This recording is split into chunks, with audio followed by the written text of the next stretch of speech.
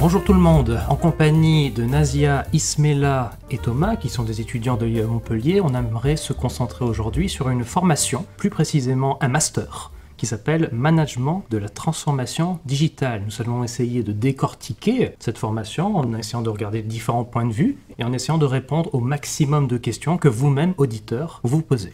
Bonjour Nazia. Bonjour. Bonjour Ismaila. Bonjour. Et bonjour Thomas. Bonjour. Trois étudiants, donc Ismaila et Nazia, qui sont déjà en Master 1, Management de la transition digitale, et Thomas, qui va bientôt rejoindre pour l'an prochain cette formation. Pour commencer, j'aimerais qu'on puisse un petit peu aborder ce diplôme d'une manière très générale. Est-ce que vous pourriez nous le présenter? On va commencer par Ismaila. Cette formation MTD, c'est une formation, déjà, elle est nouvelle. On a été la première année à l'avoir expérimentée.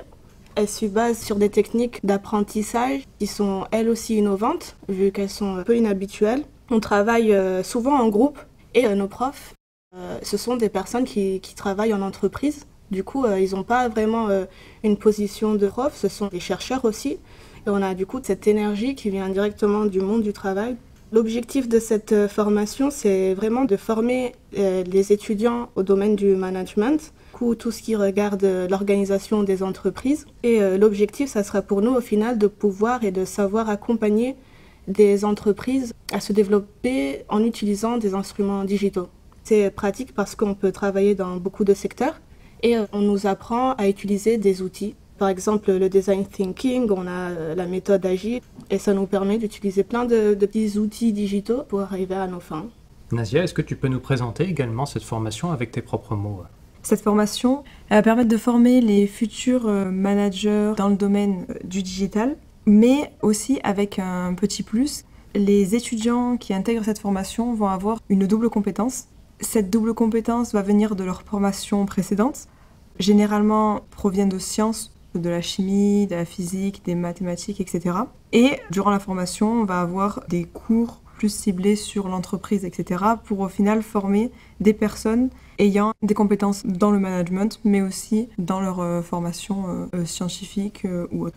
Quel type d'enseignement? On a différents types de cours. On a des cours classiques, c'est-à-dire en amphithéâtre avec un professeur qui dit la leçon. Beaucoup de travail en groupe, vu que l'objectif c'est qu'on apprenne les uns des autres. Pour les personnes qui viennent d'une licence qui n'a rien à voir avec le management, du coup, il va les arranger d'entrer en contact avec les personnes qui ont suivi une licence à l'IAE, parce qu'ils sont déjà formés sur le marketing et toutes ces compétences qui vont servir à doubler nos compétences du coup par la suite. Et c'est pour ça que les travaux en groupe ils sont favorisés. Je me rappelle d'un travail en particulier qui m'avait plu. C'était le premier cours qu'on a vu à l'IAE. Du coup, c'est une petite anecdote. On nous avait mis en groupe de 5. On nous avait mis dans un programme sur l'ordinateur d'une simulation d'un marché. Et on avait nos compagnons de classe, du coup, qui étaient dans des groupes différents. Et on était dans un monde simulé, du coup, par l'ordinateur. Et on était sur un marché et on était en compétition par rapport aux produits qu'on vendait.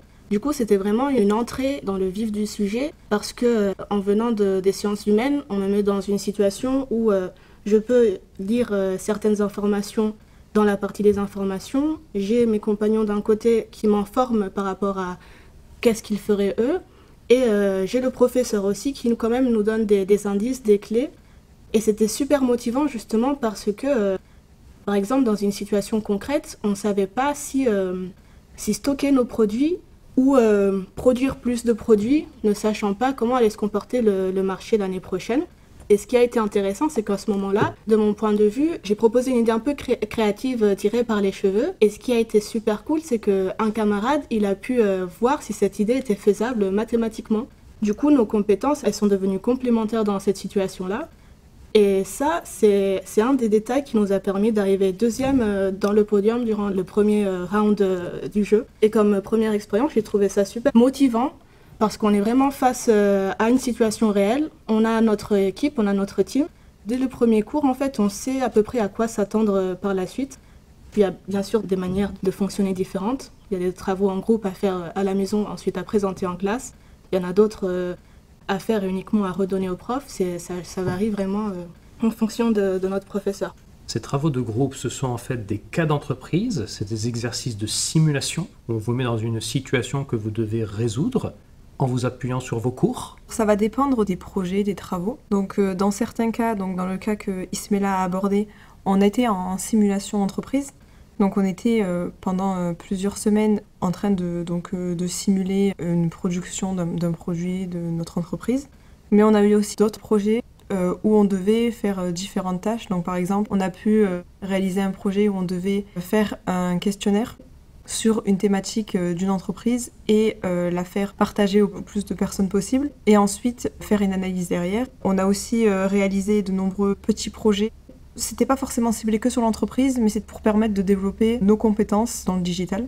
Comme l'a dit Ismaila, et ce que je voudrais souligner, c'est que moi, dans mon cas, je n'ai jamais fait de management et j'étais un peu perdue et j'avais un peu peur au début. Et quand j'ai vu qu'on avait de nombreux projets avec plusieurs personnes qui s'y connaissent, ils vont nous aider, ils vont nous dire « Ah, mais si tu sais pas ça, moi je peux m'en occuper et je te montrerai pourquoi on fait ça. » Donc en fait, j'ai appris énormément de choses que j'aurais mis beaucoup plus de temps à apprendre grâce à ces projets. Donc on en vient finalement à la question du profil des étudiants. D'après ce que vous dites toutes les deux, on a des profils d'étudiants très variés. Que certes, ils ont peut-être cette double compétence, c'est-à-dire qu'ils sont issus d'une formation technique et scientifique. Est-ce que c'est le cas pour vous également? Pas forcément. J'ai fait une licence en anthropologie. Et je pense qu'ils m'ont choisi par rapport à ma lettre de motivation et par rapport à l'entretien.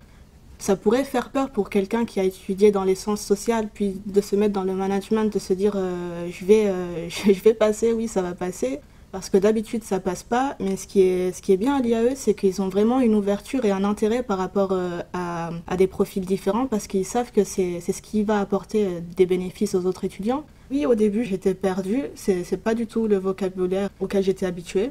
Et d'ailleurs, j'aimerais bien conseiller aussi aux personnes de ne pas trop compter sur le fait que les personnes vont leur dire c'est quoi le management, que les professeurs vont leur donner une définition déjà construite. En fait, je me la suis faite avec le temps. En plus des cours que j'avais, je suis allée m'informer d'un côté et de l'autre parce que c'était un peu la manière dont je travaillais dans les sciences sociales. C'est-à-dire je ne suis pas dans une position d'attendre que l'information vienne à moi, plutôt moi qui va vers l'information et ça a matché du coup parce que c'est vraiment ce que le manager il fait. Quand on se retrouve à travailler en groupe, c'est, je pense, une manière de nous introduire au travail en groupe dans les bureaux et dans notre futur travail, du coup. Et c'est vrai que comprendre les personnes, savoir quelle approche utiliser pour pouvoir collaborer avec elles, c'est la base du management.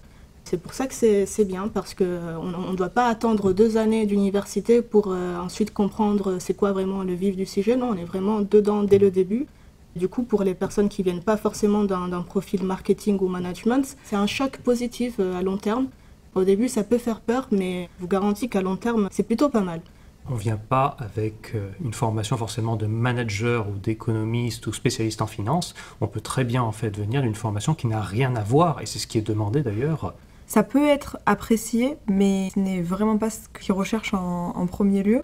Ce qui est vraiment intéressant, et ça affirme ce que Ismaila a dit, c'est que on va avoir des cours qui vont permettre de nous donner des compétences, mais ça ne va pas être des définitions, le management, 2 points. On va avoir un cours, on va avoir des notions dessus. Si on ne sait pas ce que c'est, il va falloir que de nous-mêmes on aille rechercher. En fait, on nous demande beaucoup de travail d'autonomie. C'est une école de management, mais c'est aussi une université. Et il faut aussi quand même avoir beaucoup de travail en autonomie. Parce qu'on vient d'une double compétence, il faut qu'on travaille sur les matières qu'on nous donne, etc. Parce que si on ne travaille pas à côté, on sera perdu à un moment et ça peut se répercuter sur nos projets. Dans ton cas, je pense que tu viens d'une formation scientifique. Oui, c'est ça. J'ai fait une licence en biologie, biochimie et ensuite j'ai fait un master en ingénierie de la santé. Et ensuite j'ai réalisé ce master-là, donc le master de management de la transformation digitale. J'avais eu vaguement des cours, quelques notions, mais vraiment pas poussées. Et comment j'ai réussi à apprendre ces notions et à pouvoir les appliquer, c'est clairement le fait que j'ai eu des études au préalable et je sais travailler en autonomie et me dire « D'accord, je ne comprends pas ça, il faut que j'aille chercher cette information, sinon personne ne me la donnera. » On va nous donner des notions, on va nous faire des projets, mais il faut avoir aussi beaucoup de travail de soi et aller rechercher les informations.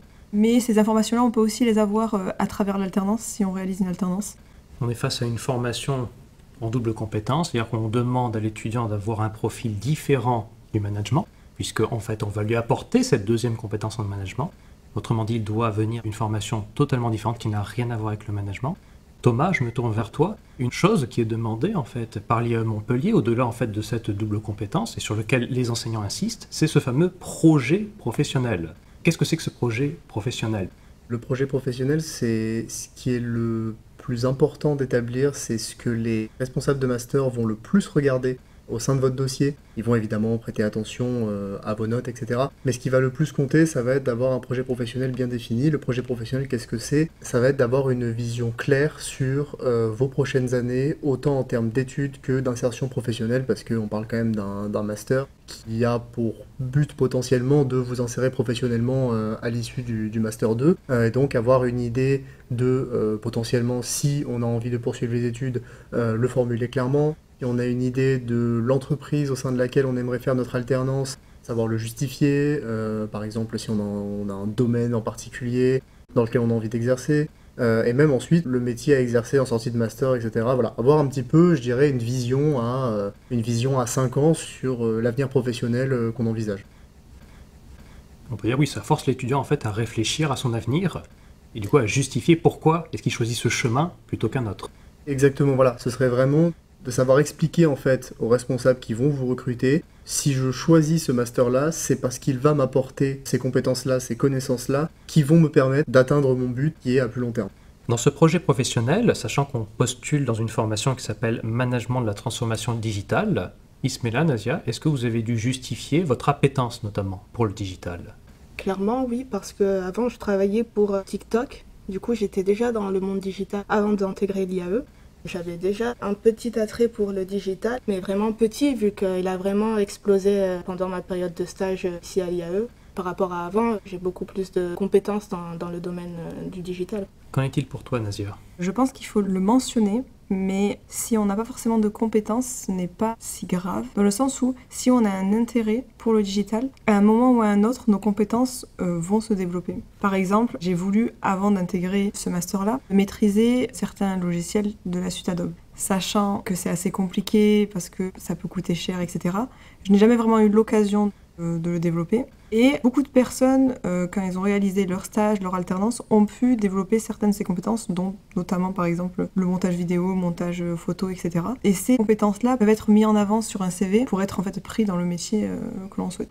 Elles peuvent être aussi utilisées si on a une passion, par exemple. Je pense aussi à un point fort, c'est la créativité. C'est, je pense, une des choses qui m'a permis d'être sélectionnée, c'est ça. Parce que c'est aussi un peu dans l'esprit IAE, cette créativité qui permet de résoudre certains problèmes ou un point de vue qui n'est pas forcément créatif, mais par le fait qu'il est externe, ça permet de donner de l'inspiration. Ça, c'est un point aussi que j'aimerais mentionner parce que le management, pour quelqu'un qui a une passion, qui aime, je sais pas, les voitures ou qui fait des collections de verres ou n'importe quoi en fait, savoir utiliser des instruments digitaux, c'est important pour se mettre en valeur professionnellement sur Internet, dans les réseaux, en particulier LinkedIn.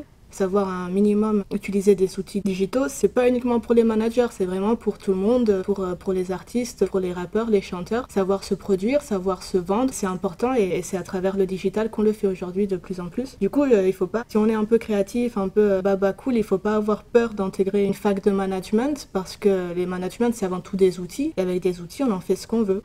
Autrement dit, en fait, il n'y a pas juste une question d'un plan d'avenir, il y a peut-être aussi dans ce projet professionnel savoir exprimer sa personnalité. Voilà, donc autant aussi peut-être parler de ce qui vous plaît, de vos passions, peut-être le faire sentir. Moi, dans mon cas, je pense que si j'ai été acceptée dans le master, c'est parce que j'avais un profil un peu atypique. Le projet professionnel, dans sa définition même, c'est présenter ses objectifs pour le futur. Dans mon cas, je ne le savais pas et je ne voulais pas mettre un métier qui ne m'intéressait pas. Donc ce que j'ai fait, c'est j'ai dit ok, je ne sais pas quel métier je veux faire, mais il y a des choses que je veux faire et je veux le faire par ce master-là. Et donc moi, dans mon cas, ça a été l'étranger. Donc je savais qu'en passant par une école de management, je pouvais partir à l'étranger. Et c'est ce que j'ai mis le plus en avant. Et parce que je m'intéressais au digital et parce que je voulais partir à l'étranger, ça a été quelque chose qui a pu, je pense, me faire accepter dans ce master. En parlant justement de l'étranger, on pourrait même parler de langue étrangère. On pourrait dire, Thomas, tu pourras nous le confirmer, que désormais, pour intégrer les licences comme les masters, en tout cas pour l'IAE Montpellier, et certainement à mon avis même à l'échelle européenne, il faut désormais passer certaines certifications. Alors oui, alors ça en fait c'est une nouvelle réglementation européenne qui concerne tous les niveaux licences, donc Bac+3 qui sont dispensés sur le territoire européen. C'est nécessaire à l'obtention de la licence. Par contre, si vous êtes déjà titulaire d'une licence, qu'elle est validée, qu'elle est reconnue, c'est pas la peine d'aller repasser une certification, vous pourrez être accepté dans le master sans problème. C'est dans le cas où effectivement vous seriez en cours d'obtention de la licence, où oui, effectivement vous allez avoir à effectuer un test d'anglais de niveau européen pour valider votre diplôme. Mais c'est pas nécessaire à l'entrée en master. Autrement dit, on n'est pas forcément sélectionné par rapport à votre niveau de langue. Je pense que dans le milieu du digital, c'est forcément un plus, parce qu'on est dans un monde où il y a énormément de documentation en anglais, énormément d'articles, d'écrits, etc. Donc c'est forcément un atout, et je pense que si on s'intéresse au domaine du numérique de manière générale, c'est une compétence qui va venir assez naturellement. C'est vrai que c'est pas quelque chose qui est rentré en ligne de compte au niveau du recrutement, en tout cas je l'ai pas ressenti. Je sais pas trop si on l'a ressenti ou pas. J'ai pas fait vraiment gaffe. Moi, l'anglais, c'est pas quelque chose qui me freine. Par contre, la langue ou l'âge, vu que c'est un master ouvert à tout le monde, il y a aussi des personnes qui sont un peu plus matures, qui ont des enfants, qui ont une vie, qui sont déjà dans le milieu de leur vie et qui sont en reprise d'études ou qui changent de parcours. Du coup, ils intègrent l'IAE et parfois dans les travaux en groupe, du coup, il peut y avoir des différentes méthodes, des différents comportements. Par exemple, c'est amusant parce que je me souviens dans un travail en groupe, vu que je viens d'un background un peu littéraire, vu qu'on lisait beaucoup, parfois quand je lis des trucs qu'écrivaient mes compagnons de classe, il y avait marqué en France, on est dans une société inclusive. Et du coup, sans lui demander, j'ai modifié la phrase en « la France, c'est inclusive ». Parce que pour moi, la France et société, c'était une répétition. Et c'était une subtilité, c'est pas important du tout. Mais voilà, c'est sur le genre de choses qui, durant les travaux en groupe, peut provoquer des réactions. Ça peut être amusant, parfois ça peut être déstabilisant. Mais oui, il y a la langue, il y a aussi ce qu'on a fait avant. Il y a beaucoup d'aléas qui font en sorte qu'on peut être pris ou pas à l'IAE. Je pense que c'est surtout la sincérité et avoir clair dans la tête en fait ce qu'on veut de la vie et comment eux ils peuvent nous aider à obtenir ça. Je pense qu'il est important pour une personne qui rédige une lettre de motivation, c'est vraiment faire le point de qu'est-ce qu'on peut échanger. Moi, je peux venir découvrir cette école et en échange, vous pouvez me donner ces instruments pour pouvoir faire ceci, c'est ça, c'est là. Je rebondis sur un de tes propos où tu disais qu'il y a des personnes en fait de différents âges qui sont dans cette formation. Parce qu'en fait, c'est une formation qui se fait à la fois en initiale, qui peut se faire en formation continue, donc pour les gens qui veulent reprendre leurs études alors qu'en fait, ils ont déjà travaillé. Il y a plein en fait de profils et de formules pour suivre cette formation.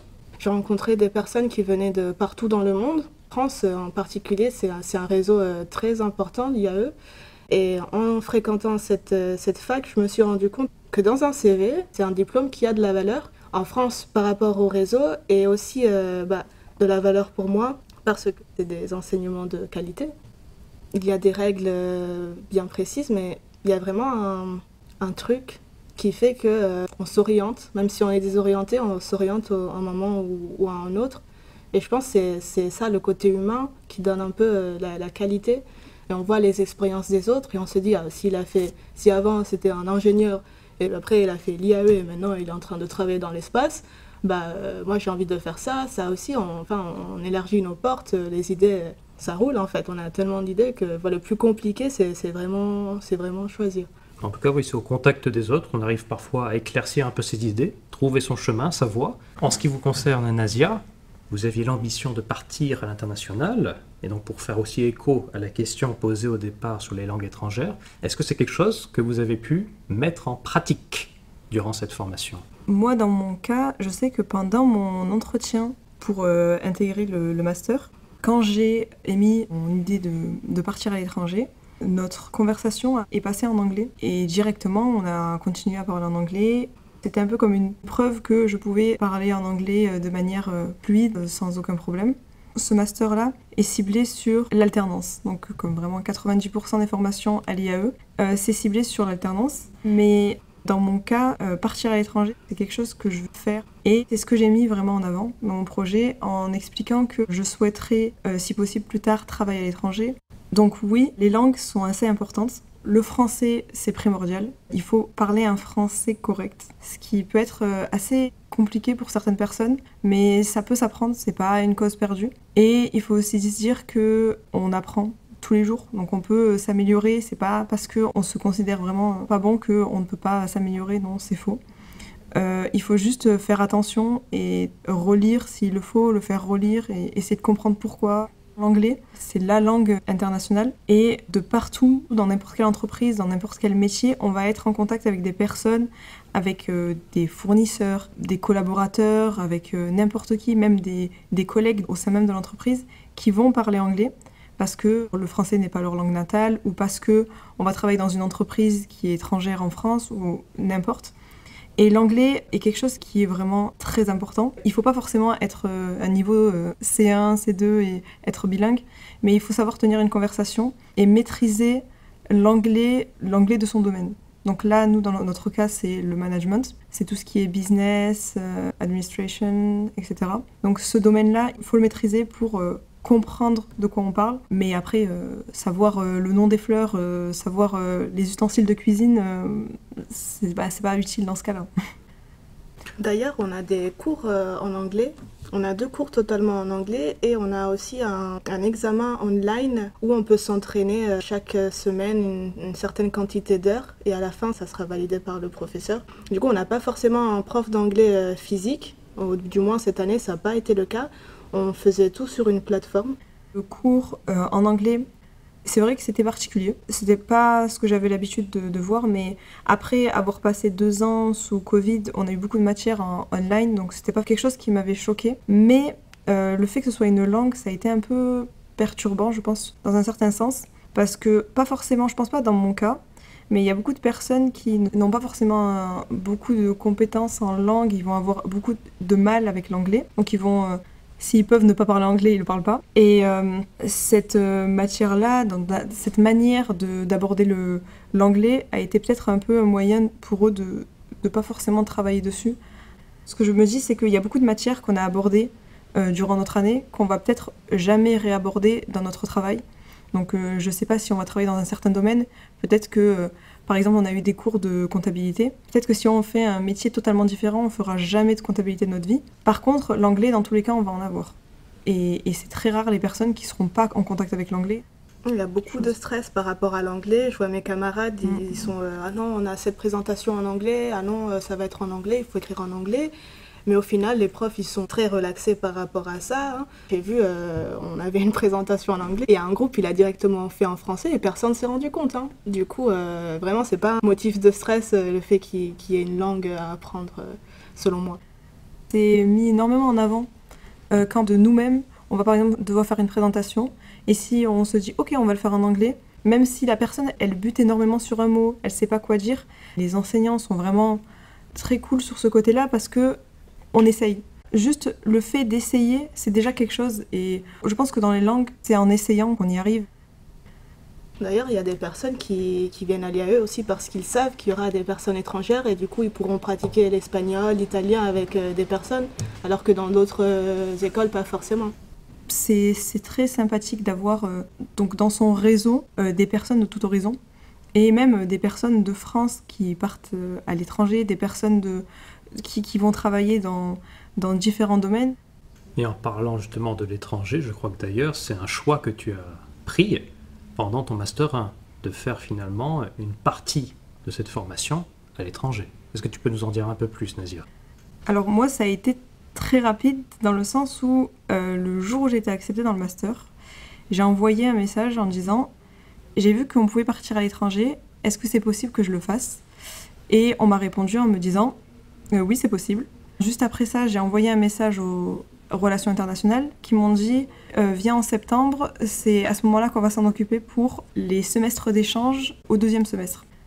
C'est vraiment pas simple de partir à l'étranger. C'est pas quelque chose qui se fait en quelques semaines, un mois. Non, c'est vraiment beaucoup de préparation, c'est beaucoup de paperasse, etc. Donc pour partir à l'étranger, il faut avoir des destinations. C'est pas l'université qui va choisir pour toi. Mais il faut avoir des idées de où on veut aller et faire un choix, un classement des destinations où on veut plus partir. Donc on va avoir 3 destinations. Et il faut réaliser une lettre de motivation, on va dire. Pourquoi on est motivé à partir dans cette destination et pas une autre. Et après ça, on va avoir un jury au sein de l'IAE. Et ils vont décider pour nous la destination où on va aller. Et après ça, on va avoir notre destination. Par exemple, j'aime beaucoup le Mexique, je veux partir au Mexique, c'est ma première destination. Le jury dit oui, toi tu penses y aller? Non, non, non. C'est vraiment pas comme ça, parce que après avoir eu la validation de notre fac, il faut la validation de l'université d'accueil. Ils demandent, dans 90% des universités d'accueil, ils demandent un certificat en anglais. Donc généralement, ils demandent le TOEIC, mais ils peuvent demander aussi le TOEFL. Ça va vraiment dépendre. Parfois, ils vont demander d'autres certifications. Ils peuvent demander des lettres de recommandation. Ils vont demander des détails de toutes les matières qu'on a eues depuis qu'on est dans les études supérieures. Les documents peuvent varier selon les universités. Moi, dans mon cas, j'en ai pas eu énormément. Je devais juste faire un learning agreement. Et c'est quelle matière on va choisir dans l'université d'accueil et qui va être un équivalent à notre enseignement en France. Et donc ce document-là doit être ensuite validé par le responsable d'université, notre responsable de master. Donc c'est vraiment quelque chose qui est très long. Par exemple, j'ai commencé tout ça début septembre. Tous mes papiers étaient faits pour mi-décembre. Sachant que je pars dans l'Union européenne, donc je suis partie en Finlande. Moi, ça va. Moi, j'ai pas de visa à faire, j'ai pas d'échange de monnaie à faire. J'ai pas dû partir au consulat ou des choses comme ça. Donc après, quand on a fait tout notre dossier, on l'envoie à notre université d'accueil. Et à ce moment-là, on attend la réponse si on est accepté ou non. Donc il faut savoir, on a beaucoup de chance à l'IAE, Montpellier. Donc les personnels de l'administration sont super et vont vraiment être là pour nous aider à trouver une destination. Donc il ne faut pas avoir peur de se dire « Ah ben, j'ai pas eu ma première, ma deuxième ne m'a pas accepté, ma troisième, j'ai peur de ne pas l'avoir. » Vraiment, on peut avoir une validation de l'université d'accueil, même un mois avant, vous pouvez toujours partir, il n'y a vraiment pas de problème. Il faut aussi penser à la bourse de mobilité. Vraiment, c'est énormément de paperasse. Et ce n'est pas juste en France. Il y a aussi beaucoup de papiers à faire à l'étranger même.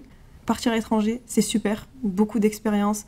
On apprend beaucoup comment les enseignements sont réalisés, comment les étudiants travaillent, bon, tout simplement.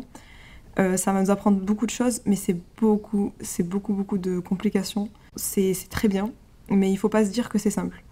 Et il faut avoir beaucoup de recul. Le chemin peut être long et ardu, mais ça se fait, puisque finalement tu as réussi à partir en Finlande, et même à revenir en France, puisque tu as terminé finalement tes études, cette formation avec un stage. Oui. Alors, si vous voulez faire le master MTD et partir à l'étranger, premier conseil, renseignez-vous. Dans mon cas, c'était la première année du master MTD, et j'ai décidé de partir à l'étranger la première année, donc je ne sais pas si vous savez, mais quand c'est une première année de master, c'est là où on voit tout ce qui ne va pas et tout ce qui peut être changé. Donc c'est normal que dans les premières années de master, il y a beaucoup de choses qui vont changer, il y a beaucoup de choses qui vont être modifiées parce que c'est un peu les années tests. Et dans mon cas, les cours du premier semestre ont été rallongés jusqu'en fin février. Sauf que moi, je suis partie en Finlande en début janvier, donc j'ai dû gérer ma vie en Finlande, mes cours en Finlande et mes cours à l'IAE. Ça a été assez compliqué, mais c'est gérable. Le stage, on a un certain nombre d'heures à faire, qui équivaut à 4 mois de stage. Et généralement, les heures de ces stages-là, donc le nombre d'heures, est minimum. Il faut faire 4 mois minimum pour valider notre semestre. Si on veut partir à l'étranger, ce que moi, je n'ai pas forcément fait, peut-être penser à réaliser un premier stage sur le rythme des alternants. Donc dans notre cas, on fait alternance 2 semaines, cours 2 semaines. Donc voir si c'est possible de faire 2 semaines de stage 2 fois sur 2 mois pour s'enlever d'un poids et ensuite faire un stage juin, juillet, août. Parce que sinon, ça peut être compliqué. J'ai eu de la chance de trouver un stage au sein de l'IAE. Il faut vraiment au préalable s'informer, se renseigner et même si possible trouver le stage en même temps que faire ses recherches pour l'étranger. Thomas, toi qui vas rejoindre cette formation MTD, tu as fait le choix, ou du moins tu as eu cette opportunité de pouvoir réaliser ce passage de la licence 3 au M1 MTD en alternance. Est-ce que tu peux nous en dire plus sur cette alternance? Pourquoi avoir choisi une alternance plutôt qu'un stage? Pourquoi est-ce que j'ai choisi le parcours alternance? Parce que tout simplement, en sortie de bac, j'étais pas certain de ce que je voulais faire. Et pour moi, c'était une excellente opportunité de voir concrètement le métier auquel je pouvais postuler avec l'obtention de mon diplôme. Dans un second temps, à mes yeux, c'est une excellente manière de compléter la formation théorique qu'on peut avoir, essentiellement en plus dans des domaines comme le management, le marketing, la gestion, etc. Ça peut être un petit peu des domaines qui peuvent avoir parfois malheureusement un petit décalage entre le monde professionnel et la formation. Et donc avoir tout de suite ce pied dans le monde professionnel, c'est un moyen de, une fois votre diplôme en poche, être tout de suite employable, formé et opérationnel, j'ai envie de dire. Et dans un troisième temps, c'est bien évidemment pour des raisons financières également, parce qu'en alternance, vous avez un salaire qui dépend de votre âge, mais aussi de votre niveau de formation. Vous ne gagnerez pas des 100 et des 1000, je préfère être transparent, mais en tant qu'étudiant, c'est déjà plus avantageux qu'une bourse. Ça peut permettre de vivre modestement et moi dans mon cas ça a été après plusieurs années d'alternance un moyen d'être indépendant financièrement assez rapidement. C'est un rythme, l'alternance, c'est un rythme qui est assez soutenu puisque on alterne entre les cours et à la fois la vie professionnelle et parfois sans trop de coupures puisque les projets qui sont donnés par une entreprise doivent être suivis, ça ne peut pas s'arrêter, le monde continue à tourner. Comment est-ce qu'on arrive à gérer ce rythme de l'alternance? Est-ce que ça demande des sacrifices, un engagement? Comment on arrive à gérer ça? Je pense qu'avant tout, ça demande un cadre. À l'IAE, en tout cas, on est bien encadré là-dessus. Et l'école met tout de même un point d'honneur à, j'ai envie de dire, un petit peu préserver ses étudiants du monde professionnel sur les périodes de cours pour pouvoir se concentrer à fond sur les projets de cours. Après voilà, comme tu l'as souligné très justement, les projets d'entreprise, ça ne s'arrête pas de tourner quand on est à l'école. Ça dépendra beaucoup de l'entreprise dans laquelle vous tombez.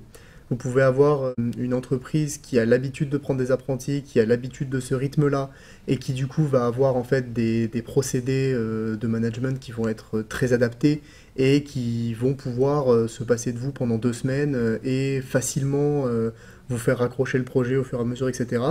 Et après, vous avez des entreprises, souvent les plus petites, qui vont avoir moins l'habitude, et qui vont en fait vous voir comme, j'ai envie de dire, un salarié à temps plein. Malheureusement, c'est important aussi de leur expliquer que ce n'est pas le cas et que vous avez besoin de temps pour étudier, etc. Voilà. Pour moi, l'important, c'est vraiment de mettre un cadre assez précis dès le début. Voilà, de manière à pouvoir gérer à la fois sa vie perso, puisqu'on a une vie perso, pouvoir gérer une vie scolaire, puisqu'on va à l'école, et à la fois une vie professionnelle.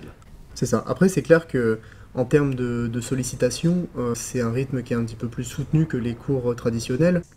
Personnellement, je trouve bien plus fatigant de faire une journée en entreprise que d'étudier pendant 6 à 8 heures comme on peut l'avoir à la fac d'habitude.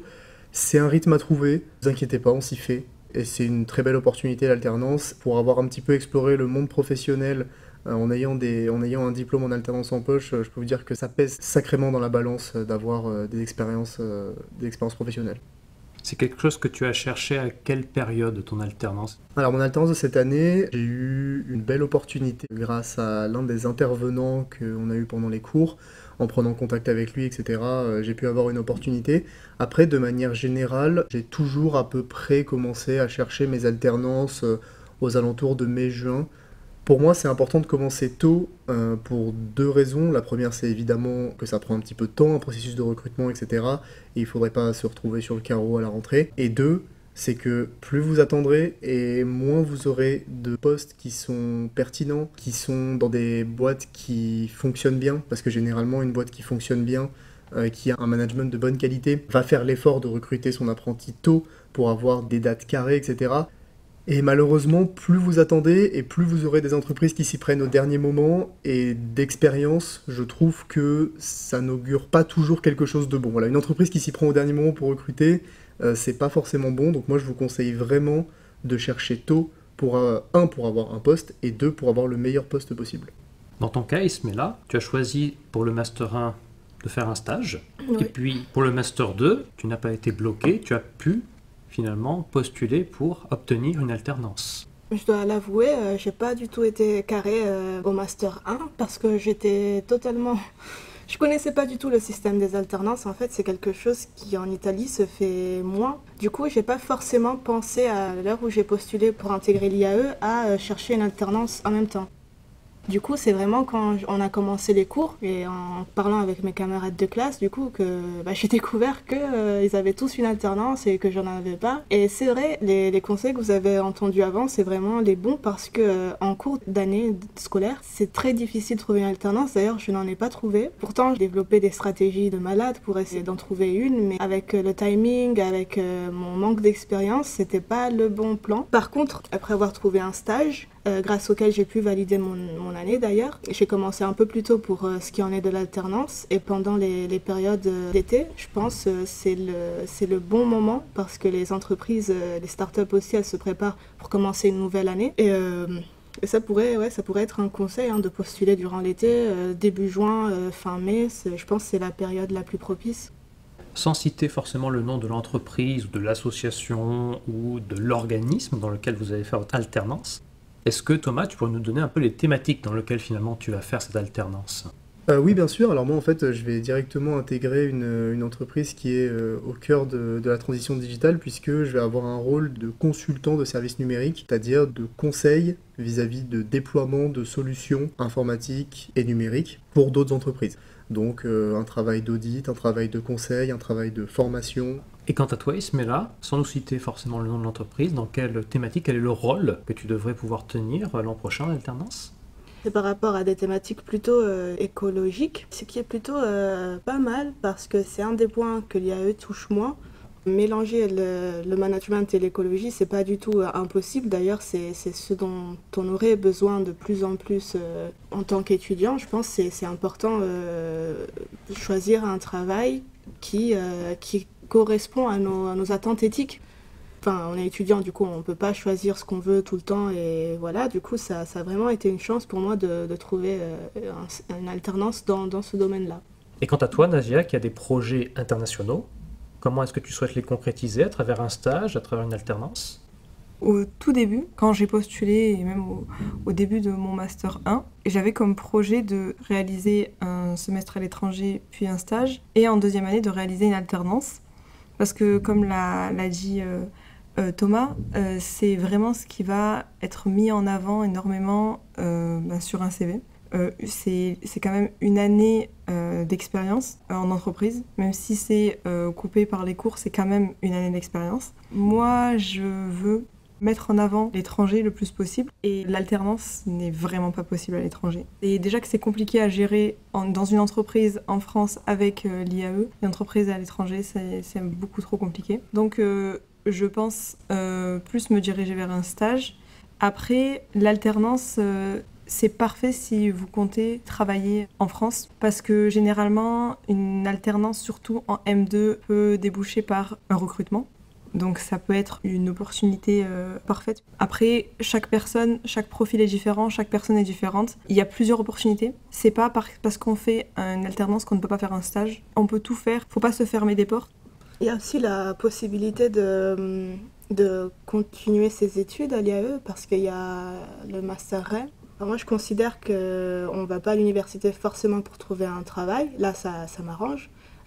Sincèrement, ça m'arrange. Mais une université, c'est quand même un lieu d'échange, un lieu où on vient répondre à des questions qu'on a depuis parfois pas mal de temps. Et du coup, c'est pas mal le fait que l'IAE propose un double diplôme qui permet de rentrer dans la recherche des études en management. Je pense que c'est important de le mentionner. Pour être encore plus précis, on a fait un podcast à ce sujet avec monsieur Régis Messonnier qui co-dirige ce master. Et pour le préciser très rapidement à nos auditeurs, dont j'invite justement à regarder ce podcast, c'est un double diplôme. C'est-à-dire que pour les personnes qui passent en Master 2, elles devront à la fois faire le Master REM, qui est une centaine d'heures, qui vont vous préparer à la recherche, vous donner toutes les clés pour savoir à quel point vous avez envie de faire de la recherche, c'est-à-dire finalement un doctorat. Ils vont vous y former pour qu'ensuite, à la sortie du master, vous puissiez aller en école doctorale. Mais à côté de cela, comme je l'ai dit tout à l'heure, c'est un double diplôme. C'est-à-dire que vous suivez le Master M et vous devez suivre un autre diplôme de l'IAE. Donc dans ton cas, Ismaila, ce qu'il serait possible de faire, ça serait de faire le Master M plus le Master MTD en Master 2. Voilà, c'est un engagement, c'est une centaine d'heures supplémentaires. Mais si vous avez l'ambition, l'inspiration, vous avez l'envie de faire un doctorat, c'est exactement ce qu'il faut faire. Pour conclure, nous étions partis sur cette idée de projet professionnel, sur finalement une formation qu'on fait avec des objectifs. Est-ce que, je pose la question à tous les trois, est-ce qu'au cours de cette année, vous avez le sentiment que le chemin s'éclaircit peu à peu au niveau de votre futur? Peu à peu, oui. Ça peut s'éclaircir comme s'obscurcir, justement parce qu'il y a trop de choix. Du coup, il faut quand même savoir un peu ce qu'on veut, ce qu'on aime, qui on est, pour bien s'orienter quand il y a vraiment trop d'informations, qu'on est stimulé par tous les côtés. Moi, je sais que, par exemple, la découverte du réseau des alumni, ça a totalement révolutionné ma manière d'agir et un peu de penser, parce que je me suis rendu compte que les candidatures classiques pour un travail, pour un stage, une alternance, c'est pas ce qui fonctionne vraiment, c'est plutôt le réseautage. Il faut savoir cueillir l'opportunité, et ça, ce sont des soft skills qu'avant, je n'avais pas. Et oui, non, ça s'éclaircit, mais il faut faire attention quand même. Trop de lumière, ça peut éblouir. Mais je suis sûre que je suis sur la bonne voie. Nazia, au regard de cette année, qu'est-ce que ça t'a apporté? Moi, dans mon cas, quand je suis venue pour faire du management de la transformation digitale, moi, j'avais pas forcément d'idée en tête. Je m'attendais à peu près ces enseignements. Le fait de partir en semestre à l'étranger m'a confirmé le fait que j'ai envie d'avoir une expérience à l'étranger. Donc c'est peut-être pas forcément ce que je vais faire directement après mes études, donc j'ai rien contre le fait de travailler en France. Au contraire, j'ai vécu toute ma vie en France et je souhaite travailler en France, mais je veux quand même avoir une expérience à l'étranger. En fait, au cours de mes études, donc, parce que j'ai déjà un master et une licence, je me suis refermé beaucoup de portes en me disant que certaines choses que j'aimais, je ne pouvais pas travailler dedans parce que c'était pas possible, c'était trop éloigné, etc. Et avec la formation MTD, y a beaucoup de portes qui s'ouvrent. Donc en fait, on peut travailler dans n'importe quelle entreprise parce que les compétences qu'on va nous fournir peuvent être appliquées dans de nombreux domaines. On peut travailler dans le consulting, comme on peut travailler dans l'agroalimentaire, comme on peut travailler dans énormément de domaines. Ah, pour moi, oui. Pour moi, clairement, hein, c'est bien plus clair du fait qu'il y a quelques années, justement, j'étais vraiment dans le flou vis-à-vis de mes études. Et c'est pour ça que si parmi ceux qui nous écoutent, il y en a qui sont justement dans des DUT, dans des BTS, à vocation technique, je vous conseille de vous renseigner notamment sur les licences de l'IAE parce que ça peut être une très belle bifurcation d'études qui, moi en tout cas, m'a permis de me réorienter dans un domaine qui me plaît bien plus que ce que j'avais l'occasion de faire auparavant. Et bien c'est sur ces mots qu'on va conclure. Ce podcast était une introduction à la formation MTD, Management de la transformation digitale. Si vous souhaitez en savoir plus sur cette formation, je vous invite à rejoindre le site de l'IAE, mais aussi rejoindre les réseaux sociaux, soit LinkedIn, Twitter, Facebook ou Instagram, ou même à contacter les personnes qui étaient autour de moi pour ce podcast et que je remercie. Donc merci Ismela. Merci à toi. Merci Nazia. Merci.